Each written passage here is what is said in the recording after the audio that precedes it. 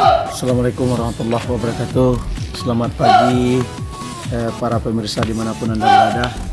Kami dari Tapak Suci Pesisir Selatan pagi ini akan latihan seperti biasa dan akan siap-siap.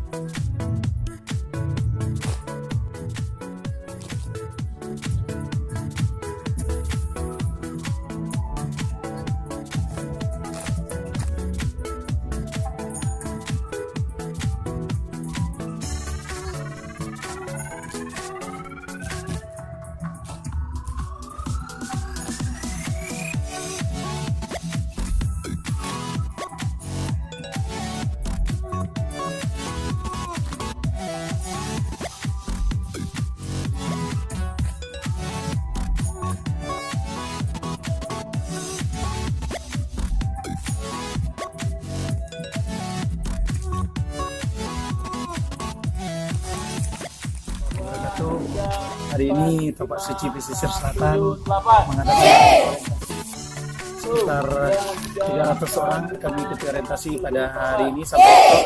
Insya Allah dalam pembinaan ini semoga mereka jadi atlet dan prestasi di tingkat nasional. Tapak Suci. 2, 3. Ini Tapak Suci Pessel sekarang lagi acara pembukaan. Semoga Tapak Suci jaya lagi. Amin amin amin. Ya Allah.